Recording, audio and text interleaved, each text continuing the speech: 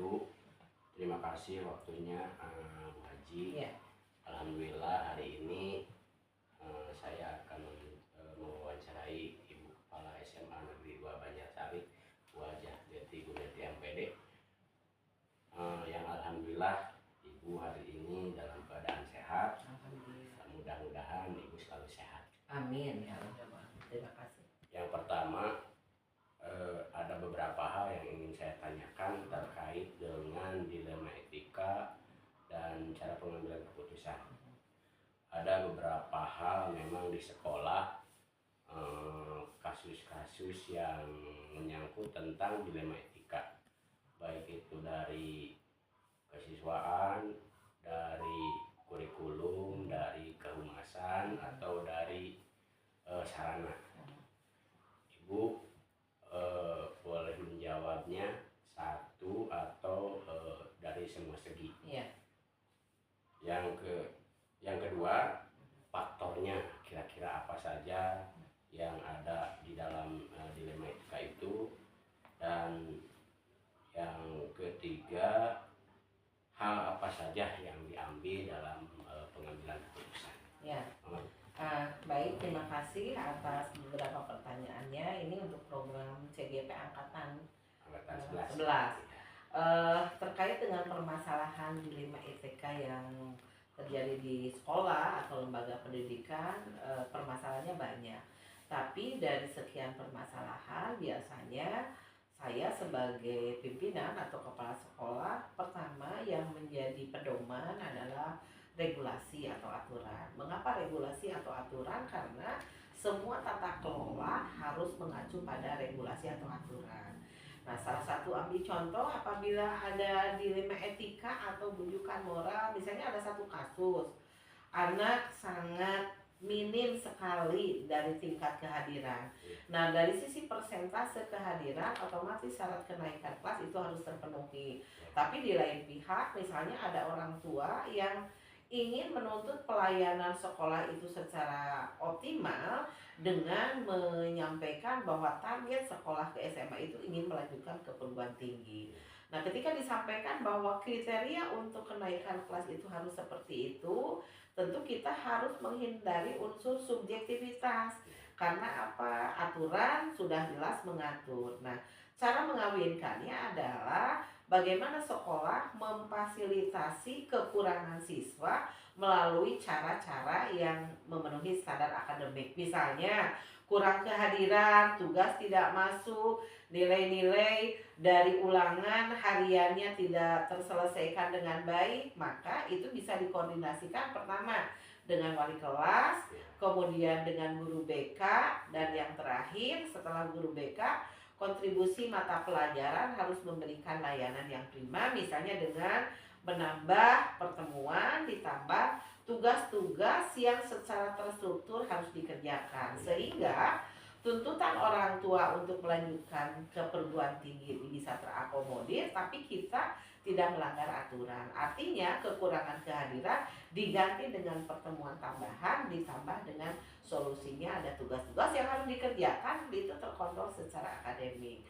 Nah, jadi memang pengambilan keputusan seorang pimpinan itu harus melibatkan berbagai elemen. Dari tataran paling bawah, guru mapel, ada wali kelas, ada koordinator BK, ada wakil kepala sekolah bidang kurikulum, kesiswaan, kehumasan atau satgas. Nah, dari situ baru kita bisa menentukan putusan apa yang paling bijaksana. Hanya yang jelas unsur subjektivitas dihindarkan supaya kita memegang pada aturan atau regulasi. Nah, faktor-faktor apa yang menyebabkan sebuah putusan itu bisa dijalankan dengan baik? Salah satu diantaranya adalah membangun komitmen. Kalau komitmen itu sudah diwujudkan oleh warga sekolah, bukan hanya kepala sekolah, guru, tenaga administrasi, tenaga keamanan, bahkan siswa harus membangun komitmen. Kalau sudah terbangun komitmen, maka akan mudah dilaksanakan.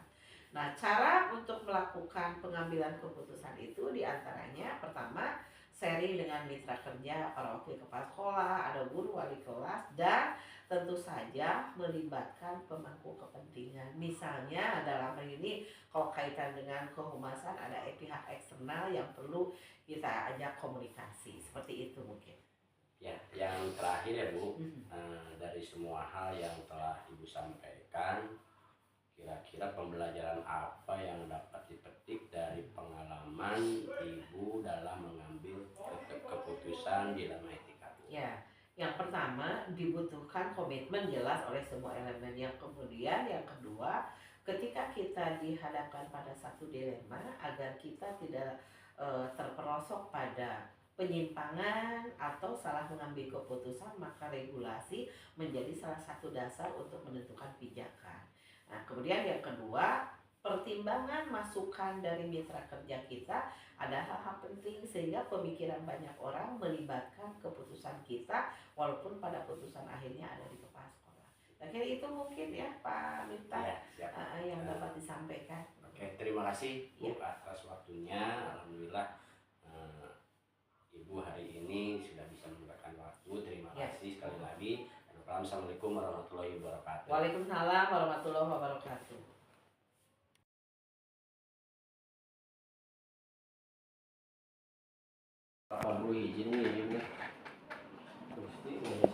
Assalamualaikum warahmatullahi wabarakatuh. Selamat pagi Pak. Waalaikumsalam warahmatullahi wabarakatuh. Selamat pagi. Ya, hari ini saya akan mewawancara Bapak Kepala untuk memenuhi CGP titik 3.1, yaitu tentang pengambilan keputusan yang memiliki nilai-nilai yang baik. Oke Pak, ada beberapa pertanyaan yang ingin saya tanyakan. Ya, yang pertama itu dilema etika ya Pak. Di sekolah itu banyak sekali dilema etika dan berbagai jenis dilema, di mana itu baik dari siswa, dari masyarakat, dari keputusan atau dari peraturan-peraturan ataupun dari siswa. Nah, selama ini bagaimana Bapak dapat mengidentifikasi kasus-kasus tersebut serta langkah-langkah atau prosedur apa yang diambil agar bisa memberikan keputusan yang sangat objektif gitu Pak. Langkah-langkah yang pertama tentu saja adalah mengidentifikasi masalah dari pihak-pihak yang terkait.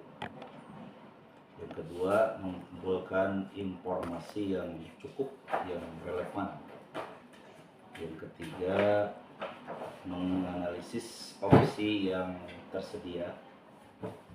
Selanjutnya, mempertimbangkan konsekuensi dari setiap opsi tersebut, apa kekurangannya dan apa kelebihannya, dampaknya seperti apa.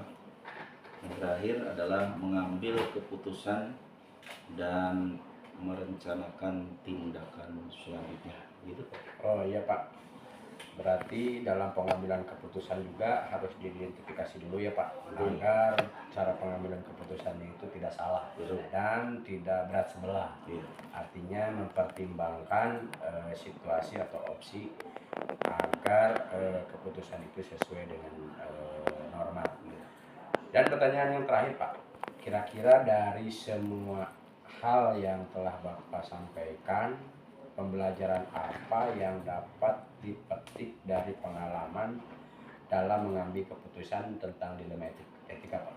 Ya, dari pengalaman tersebut itu penting untuk menyadari bahwa pengambilan keputusan itu adalah sesuatu proses yang sangat rumit, sangat kompleks, ya, butuh pemikiran sebelum tindakan. Tentu saja tindakan itu sendiri harus terlebih dipikirkan secara matang-matang. Kemudian kita harus belajar untuk mendengarkan berbagai perspektif dan merenungkan dampak dari keputusan tersebut dapat meningkatkan keterampilan dalam menghadapi dilema di masa depan. Itu hal-hal positif yang bisa diambil dari pembelajaran pengelolaan pengalaman dari dilema etika di masyarakat. Terima kasih Pak atas waktunya. Sekian. Assalamualaikum warahmatullahi wabarakatuh. Terima kasih. Waalaikumsalam warahmatullahi wabarakatuh.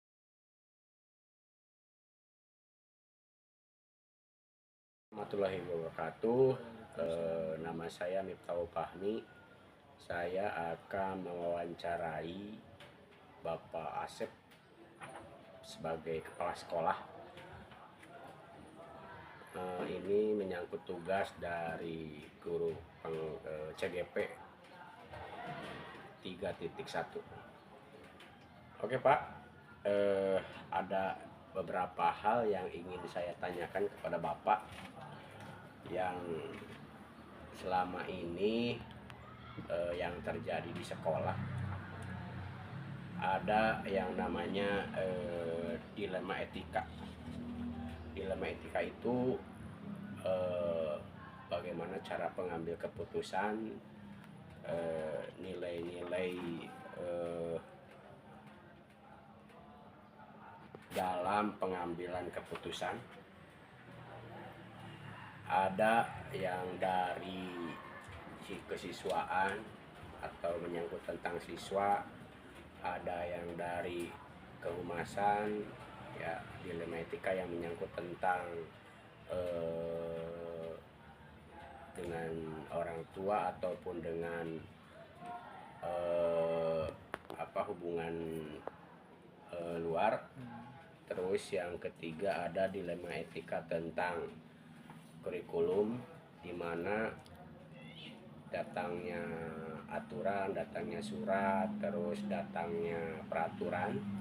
Adapun yang terakhir yaitu dari sarana prasarana, di mana banyak terjadi dilema etika dalam pembangunan.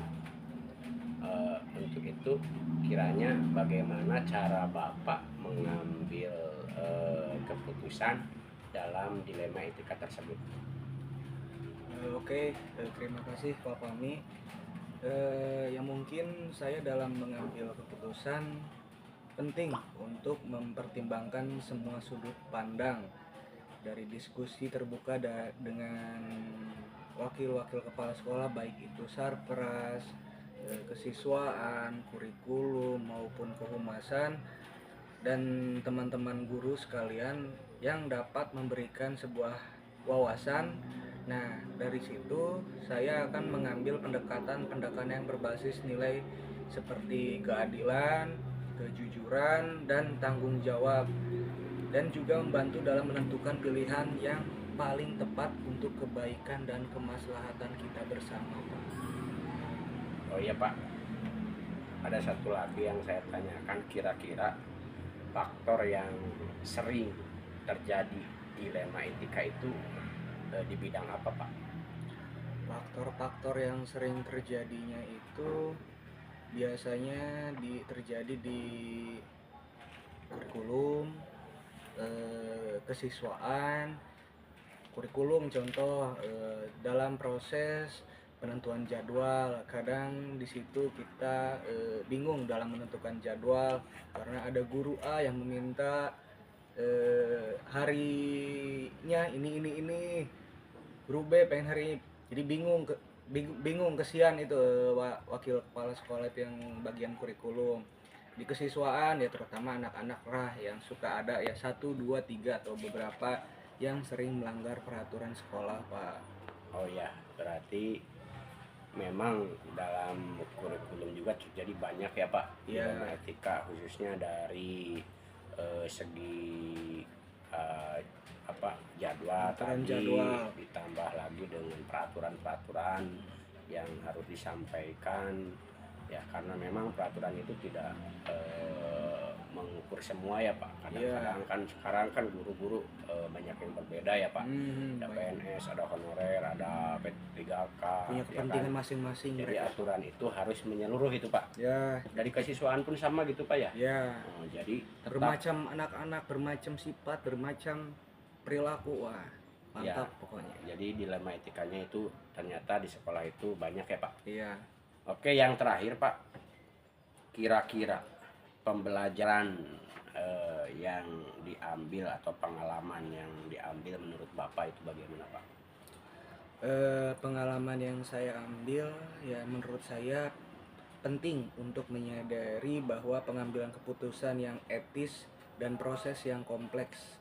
Belajar untuk mendengarkan berbagai perspektif dan merenungkan dampak dari keputusan yang dapat meningkatkan keterampilan dalam menghadapi dilema di masa yang akan datang, Pak.